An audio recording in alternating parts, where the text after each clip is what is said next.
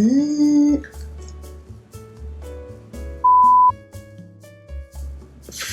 can't talk today.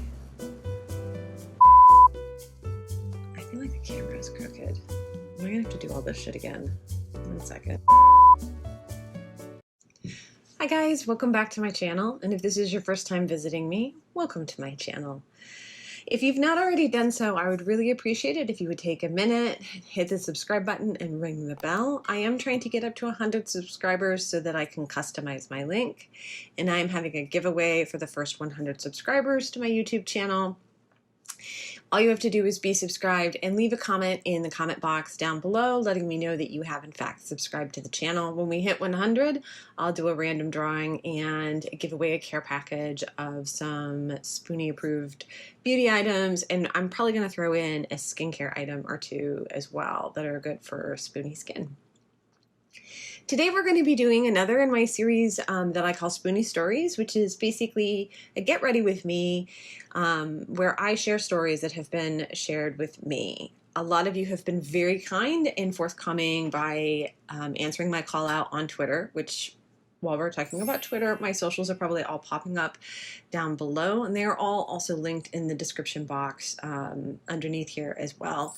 If you have a story you would like to share, I would love to share it on the channel. As I have said previously, I don't use anyone's names. If you're uncomfortable reaching out on Twitter or Instagram, you are welcome to reach out to me privately through my email. I understand that some of these stories are very painful, very personal. Right now, I'm focusing on my original question, which was about ableist things that, or very hurtful things that people have said to you about your illness. But I do want to branch out and really start sharing some of your more in detailed stories. So if you have those and you want to share them with me, I would love to hear them, and I would love to share them with people. And just know that your privacy is assured. I won't be telling anyone who you are. And this Get Ready With Me is going to be focusing on the green highlighter look that has been very much requested. So I'm going to walk you through that while I'm sharing. And I have like multiple screens up because I have my list over here. So if I'm glancing over a lot, it's because I'm checking my list. As I said in the last video, I'm dividing these up into categories. So you might not hear yours today if you submitted one, but I will get to you eventually. I do promise. Today's category is Everybody's a Doctor. That's what we're calling it today. All right. So let's get started. Let's start off. I'm using the Missha again, the BB cream by Missha, the Time Perfect Cover BB cream is the one that I'm using. Where's my thing? All right, so getting started. Everybody's a Doctor. The reason why I chose that particular title for today is because a lot of people seem to have a lot of opinions about what's going to cure us. And most of these people are not medical professionals. And I understand that most of the time these statements come from well-meaning places, right? They come from people wanting to help, or in a lot of cases, people not knowing what else to say, right? When you tell someone that you're chronically ill, they don't know how to engage in a conversation with you about it. And so instead, they want to, like, the urge is like, well, let me provide you an answer that will fix it. I think when people hear about someone who's sick or are faced with someone who's very sick, it's not just that they don't want that person to suffer. It's also that they're on some level frightened for themselves. This notion that they too could get sick. It's kind of like you hear about when there's a tragedy that strikes and people will say, you always think it happens to other people, not me. It's that same, I think it's that same sort of mentality, right? Like other people get sick, not me. And then when they're brought face to face with someone who is sick, they need to believe that there is a fix, that there is an easy solution, right? That they are self-comforting, right? More than comforting the chronically ill person. But I think it also comes from this place where they do believe that they're being helpful, or they want to believe that they're being helpful. I think that's where like a lot of this, like this notion of like, well, have you tried, right? Everyone is a doctor. It really does come both out of a place of like not knowing what to say, number one, and then number two, I think being afraid on a subconscious level about they're like themselves getting sick, and that they're not being an answer for that, right? That they would just wind up being sick, and nobody wants that, right? Okay, I forgot to say I'm going in with the ColourPop No Filter Concealer that I reviewed in another video, which I will link up above. All right, so the first everyone's a doctor statement is, have you tried ginger? Now, this is in response to somebody who has a condition called hypermesis, and I hope I'm saying that correctly. Hypermesis basically means that you can't keep food in your stomach.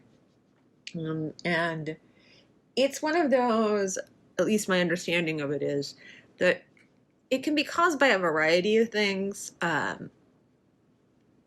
variety of like autoimmune disorders or rare diseases. I actually, like, people with chemo, people who are on chemotherapy also have hypermesis. Some medications can cause hypermesis, like, right? The person who sent it to me did not, in fact, send the context of it. Only, let me see, that it had been going on for close to a year, right? And my understanding is that they did not have much of an answer as to why it was happening. So first they were told, have you tried ginger? I've not actually gotten that one yet, so I'm sort of waiting. Like, when I read that, I was like, I'm actually shocked. I've not heard that one, because a lot of people tout ginger as sort of a general cure-all. Have you tried ginger? Was the first one. Now, you have to understand that something like hypermesis, when anything starts going really, really wrong in your body, right? Most of the time, if the doctors cannot find the answer within, say, the first month, whatever it is that you're dealing with is pretty scary and pretty severe. Because most of the time, the simpler things they're able to cross off the list right away, right? It's the scary stuff that takes a lot longer for them to like diagnose. But this person is being told, try ginger. And then somebody else followed up to that, like piggybacked on the back of that statement, who I believe also has hypermesis or is struggling as well with something very similar, and said that they have been told, you're probably just hungry, you need to eat something. Now, I will say this, because I get terrible upset stomachs from all of the medications that I'm on. And they also mess with my taste buds. I'm going in with a Makeup Revolution eye primer. Sometimes putting, like, yes, we do need to eat. I'm not going to argue. Humans need food to survive, obviously. But when you get sick every time you eat, your body actually develops like it's negative conditioning, right? If you're getting sick every time you eat, you stop eating. And it's not always like a conscious choice. On some level, the body is just like, we're not doing this anymore. Have you tried ginger? Or maybe you just need to eat something. Which,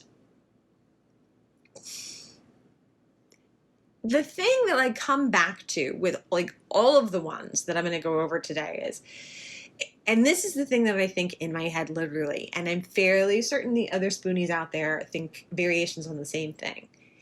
If it was that simple, don't you think we would have done it already? Right? Like, why would we overlook the simpler solution when, like, over going to countless doctor's visits and having our blood drawn and being poked and like, why wouldn't we pick the simpler? Most everyone starts with the simple solutions, right? Most everyone starts with what they think, right, the easier solutions is. People don't just jump into the deep end of the pool, right? So I've always been confused by this, like, well, here's a simple solution. Have you tried it? It just confuses me. All right, so have you tried ginger to somebody who can't keep food in their stomach? And also, maybe you just need to eat something for someone who can't keep food in their stomach. Yeah, great medical advice. One sec. I'm going to bring the camera in close while I do my eyes, and then we'll keep talking. Okay, brought you a little closer in. Real quick before I keep going, I wanted to walk you through my rationale for what I'm going to be doing today, just with the eye look. You have a couple of options. When you use an unusual color highlighter, like blue, like green, you can go full-on monochromatic, like I did in an earlier video where I did the blue lipstick look, or you can do something with something that's called split complementary colors, which I've done a couple of times but not really talked about when using the green highlighter. It's a color theory principle where you use the colors on either side of the contrasting or complementary colors, depending on how you want to refer to it. Or you can just go full-on colorful. Full-on colorful is actually, ironically, the most natural looking, I think, out of all of the uses of a colorful highlighter. When you have a very colorful look, there is something about just adding in another color that normalizes it. So I wanted to do something like that just to show you guys how that would work, since I've not really done that with a colorful highlighter yet. And I'm going to be using a mix of palettes. I'm going to be using the Jessie's Girl. I will put a picture of it up for the purple tones. And then I'm going to be using the ColourPop Mer Palette. And then I'm probably going to be using a color or two from Just My Luck. I know I'm using like a lot of different palettes in this look, but like I said, I want it to be very colorful. Oops.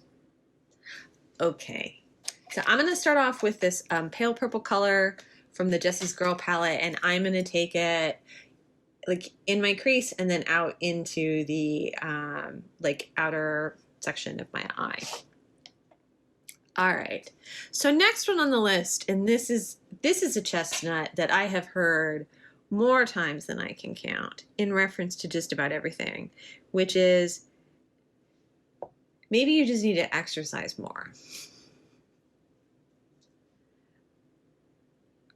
Yeah. Okay. Now, as I have said in other videos, I'm not anti-exercise. I want to make that very clear. In fact, I would be willing to bet that the majority of the Spoonies on the planet aren't anti-exercise, right? I mean, maybe some of them are, but like, I don't think that, you know, as a rule, Spoonies are anti-exercise. I think the problem with that assumption is it's so very ableist, right? It's this idea that we can just, stop feeling pain and go exercise? Now, I know that exercise can be helpful, right? It can help with energy levels. It can help with like keeping your body healthy, whatever.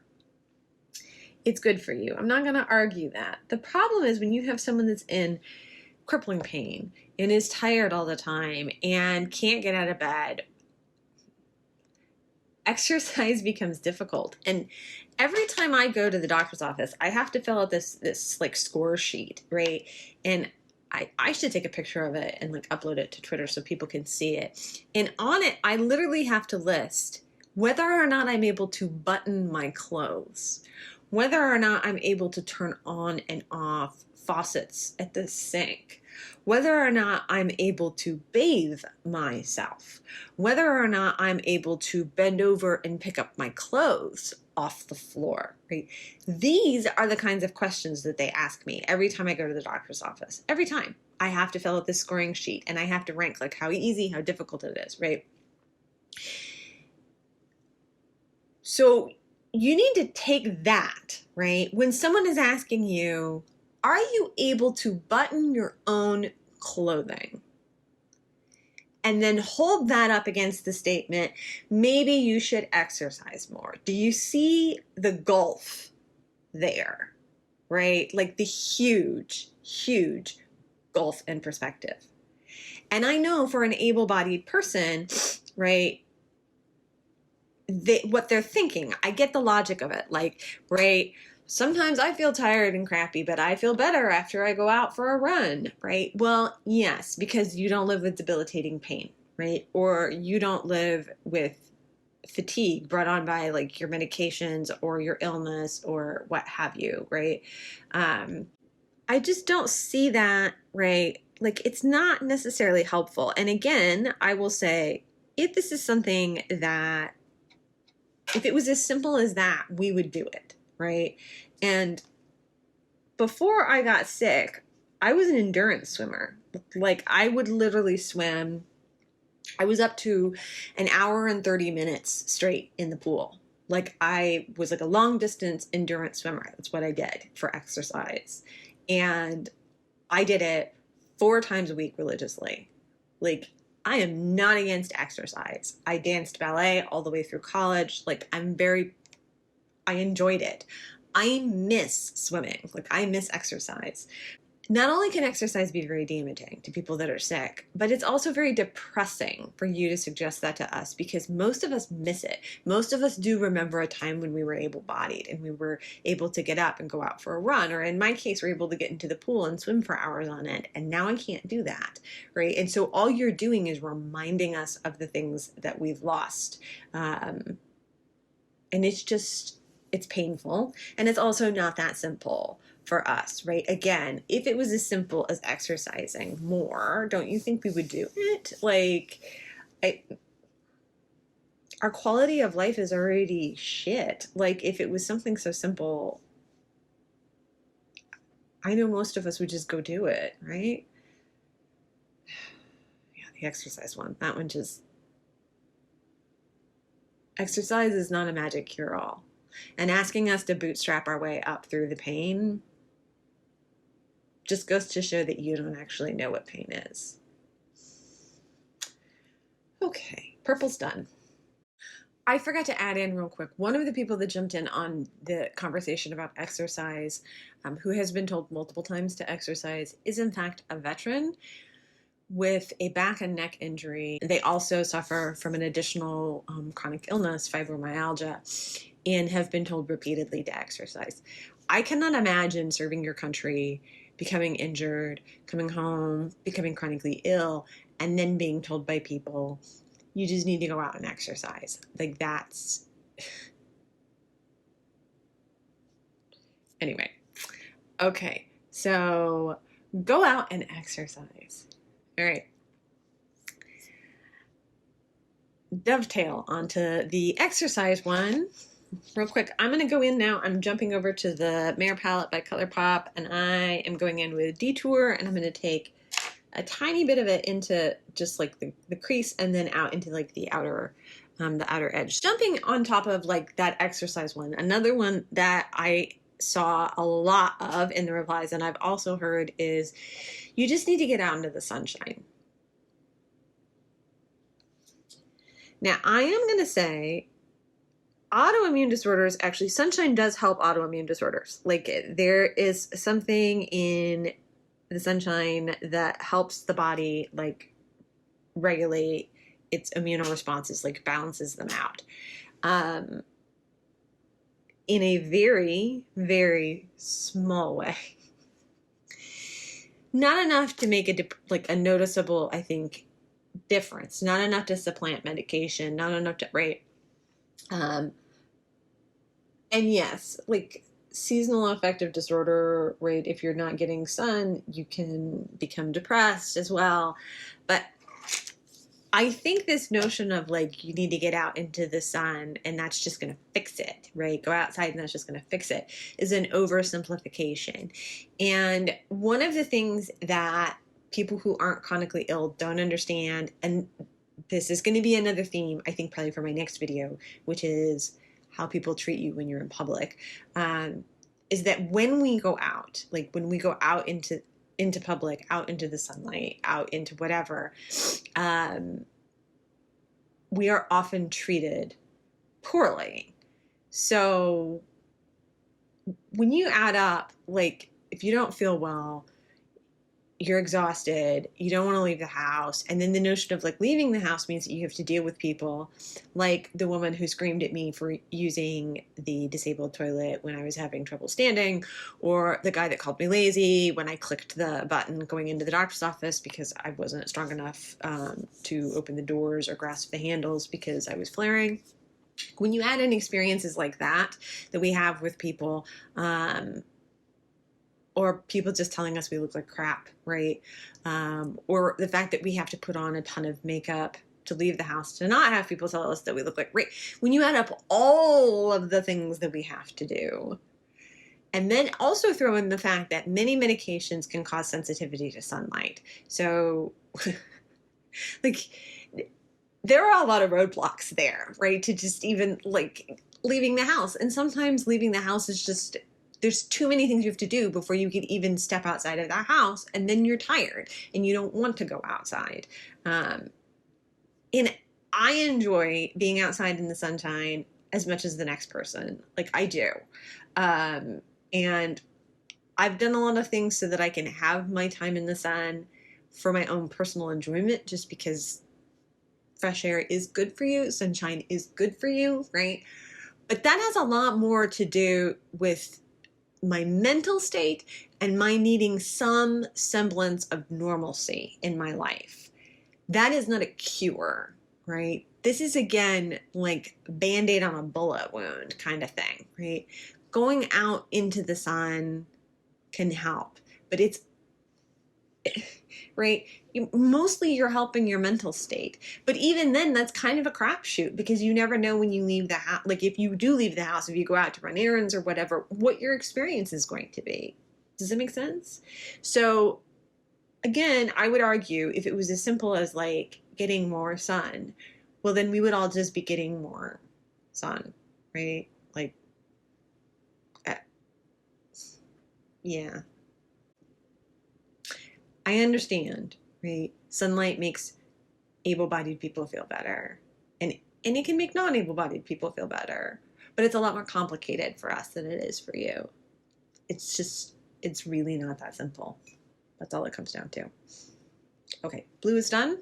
All right, next I'm going to be going in with this color Gridlock again, from the Mer Palette by ColourPop. Alrighty. Next up on the list we have you tried Acupuncture? Along with a couple of other like holistic medicine things. You know, the acupuncture one, I'm going to say this. I have done acupuncture back before I got sick. I chipped my elbow. It was bothering me a lot. And I wound up going for acupuncture for it. And I did find it helpful. I'm not going to say that acupuncture isn't helpful in specific circumstances. Boy, this just doesn't want to go on with the brush. We're going to go in with the finger here. The problem is that, there we go. The whole idea behind like acupuncture in many ways is to stimulate the body's immune response. And people with autoimmune disorders don't have a problem with that, right? We need to de-stimulate, not like re-stimulate. So that's also a problem. Even if it was an option, which I don't really think it is for most of us, it's going to do the wrong thing, right? It's not going to help us. Okay, I'm going to take a little bit of both this like dark blue and the teal underneath my eyes. The thing about like a lot of the holistic remedies, and I think what is so frustrating about that is that there's this sort of like disdain for modern science by a lot of the people that push the holistic remedies. And it's, as I spoke about in an earlier video, I come from a family of juicers. They don't really believe in medicine. They believe in the power of juice, which is another form of like holistic healing, or people that want to feed you a bunch of vitamins, right? It's all this like kind of natural approach to healing the body, which is great if you've got like a cold, but doesn't work so well against other things. And I would argue, for example, like mumps, measles, polio, right? You would not hand a person with polio a bunch of vitamins, or maybe you would, and if you would, maybe you need to go back to school and take some science. But there is this notion, right, that like natural is better, right? That your body is just going to heal itself, that this is the way that we were made, which leaves aside the fact that the way that we were made was to evolve, and is evolve or die, right? So let's go back 100 years, 200 years before we had modern, like what we have now for modern medicine, and think about how people died from colds, how people died from the numbers of people that died from flu before we had vaccines, right? The number of people that died from polio and the mumps and measles, right? All of those things that we have come closer to eliminating, although people that are anti-vaccines are doing a really good job of doing some of that work, but leaving them out of this for a second. If you think back to that time when people were trying to like heal themselves, quote unquote, naturally, the death rate was a lot higher and the life expectancy was a lot shorter. I am not certain what it is about this like natural living that people want to romanticize. Modern medicine has given us a much longer life expectancy just for the average human. I'm not even talking about the chronically ill. I'm talking about the average human.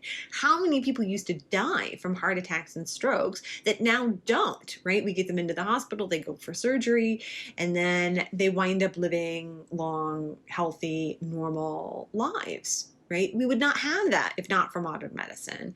And this sort of scorn for modern medicine, I don't think people understand how many people that affects. Not just people that are chronically ill, but like pretty much everyone on the planet is going to have some kind of health problem at one point or another, whether it's big or small. And medicine is there to help them. You shouldn't scorn, like, I don't understand the sort of like derision or scorn or right against modern medicine. It exists to protect us, to help us. I would not be here right now if it wasn't for modern medicine, right? I just wouldn't. Okay, I'm gonna take a little bit of this darker purple into my outer crease just to deepen it up a little more, because I like the blue, but I feel like it's kind of taken over a little bit. The other one that I get a lot, and I have also had come across, people have said to me, is meditation. Now, I feel particularly equipped to discuss meditation because I'm Buddhist. I was actually raised Buddhist. I grew up I meditate. I grew up meditating. Like, meditation is part of my daily life. It is part of my religious practice. I am a big believer in meditation. I'm a big believer in meditation for what it does for the mind. I do not believe that meditation can cure the body. It can't stop pain, right? All it can do is provide you some mental space and maybe a moment of peace, right? But it's not a fix. Like, it's not, again, it's a lot like exercise and sunshine, right? These things are good for you, but it's a band-aid on a bullet wound, and it's just not that simple. And suggesting like that you meditate the pain away, right?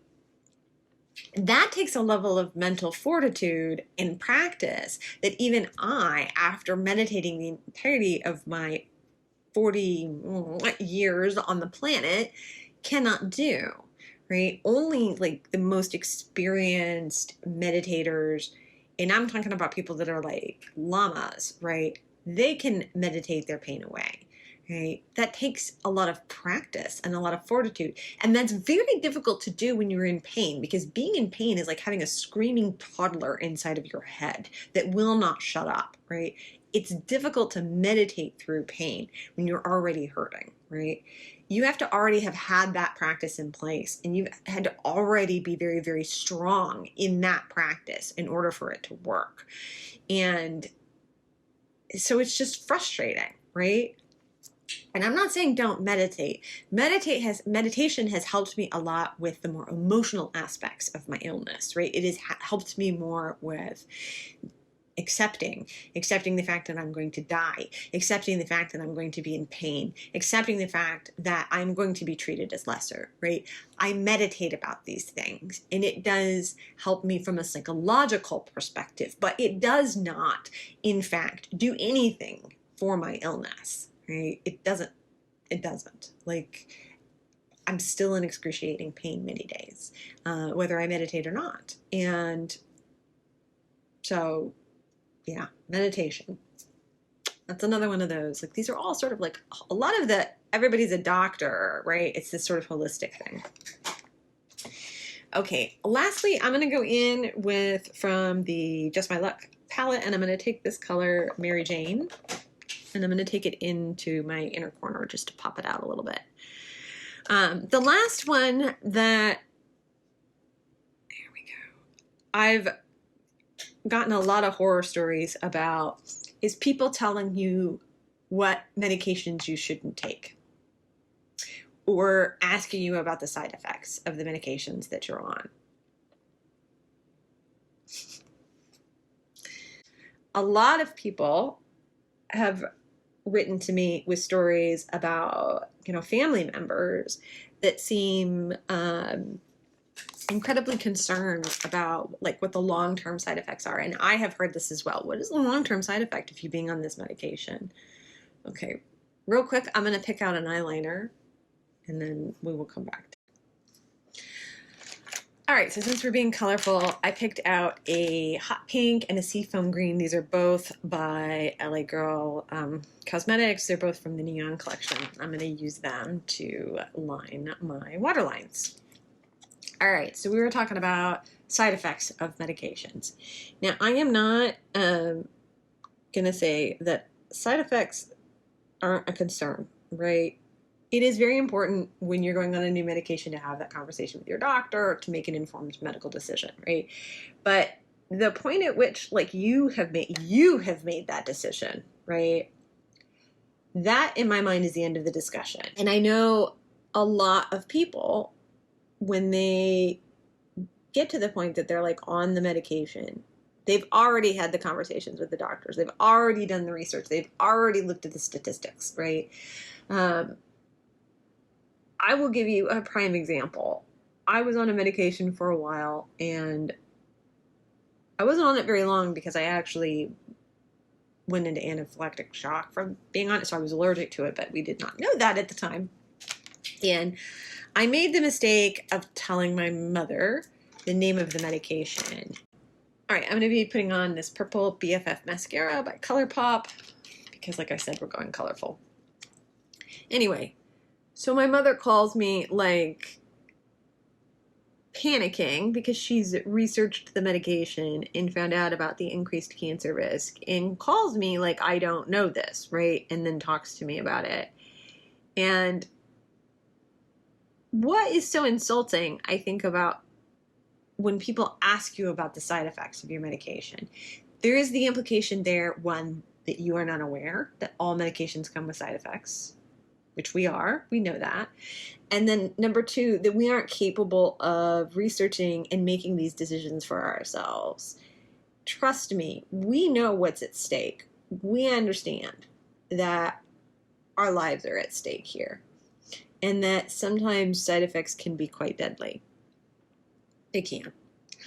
But when you're looking at your life, and this is sort of the way that a lot of us look at it, if you have a choice between living to 80 but being in constant pain and having horrible quality of life, or living to 65 but having somewhat of a reasonable quality of life, there's really no choice there. I don't want to live to 80 and be miserable the entirety of my life. Like, I like having good days. I like having days where I feel well enough to sit down in front of the camera and film for you guys. I like having days where I feel well enough to take the dog outside so that he can go to the bathroom. I like having days where I can at least for an hour or a minute or 20 minutes or however long feel normal, even though I know I'm never going to be normal, right? I like that. And if I have to sacrifice 5 years, 10 years, 15 years of my life for that, I will do it. And I will do it without thinking twice. And I know most chronically ill people feel the exact same way I do. So quizzing us on the side effects, number one, not your business what the side effects are. Like, number two, it's not your body. It's not your choice. This comes down to what I said in my previous Spoonies Stories video. If you don't know, you shouldn't say. Don't talk to me about long-term side effects of medications if you're not on them, if you don't live what we live with. And it's not your choice. Like, that's really what it comes down to. I don't understand why people seem to feel that it's their business, right? What medications we take or what the side effects of the medications are. And I would never, ever in a million years ask any of the people that I am friends with, that I've gotten to know since I've been chronically ill, who are also chronically ill, what are the side effects of that medication? I wouldn't even go and look it up, like if I'd never heard of the medication before. Because frankly, my thinking is, if they're on that medication, they've already done the research. They know what they're doing, right? They don't need another person to, like, up in their business.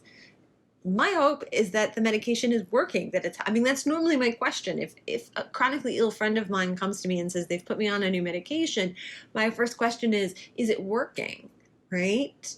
And then if they talk to me about negative side effects, for example, vomiting, upset stomach, right, inability to sleep, all the other things, right, then I will have that conversation with them, but not in the judgmental, well, you shouldn't be on this medication kind of way, but more in the, like, I empathize with you because, for example, my infusion upsets my stomach, it gives me a fever, and it gives me very strange dreams, right?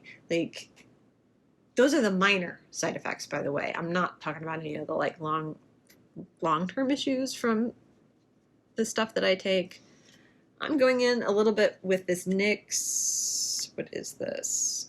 Their baked blush in kind of a peachy color. I just want like a little bit of color. I don't want like a lot, even though this is a very, like I said, we're going for color. I think a lot of these, like everybody's a doctor, like things that we hear, it comes down to, like I said at the beginning of the video, people being afraid and not knowing how to talk to us, or needing there to be a simple answer because they're afraid for themselves, right? They're not so much afraid for the person they're talking to. I think on a subconscious level, they're afraid for themselves. Okay, highlighter time. So I am going in with this green Essence highlighter. I never remember what this is called, Cosmolighter.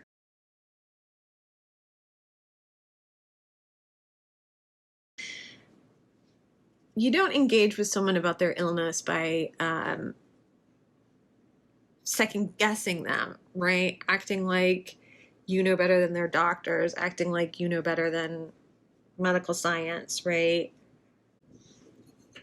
It's just not, right? It's not how to engage with someone about their illness. It's not helpful, and it's insulting to us. It insults our intelligence, and it insults our own knowledge of our bodies, right? So maybe don't do it. Okay, 1 second. I'm gonna put some lipstick on, pull the camera back out. Okay guys, this is the final look.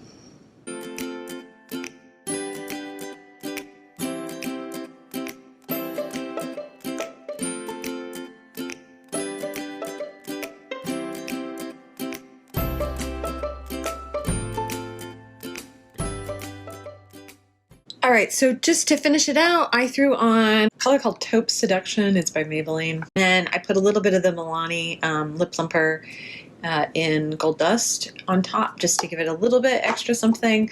I didn't want to go for anything too wild on the lips because I felt like the eyes really are the statement, and then along with the green highlighter. Alright, I want to thank you guys for tuning in for another one of my Spoonie Stories videos. As I said in the beginning, if you have a story that you would like to share, I would love to hear it. I would love to share it on my channel.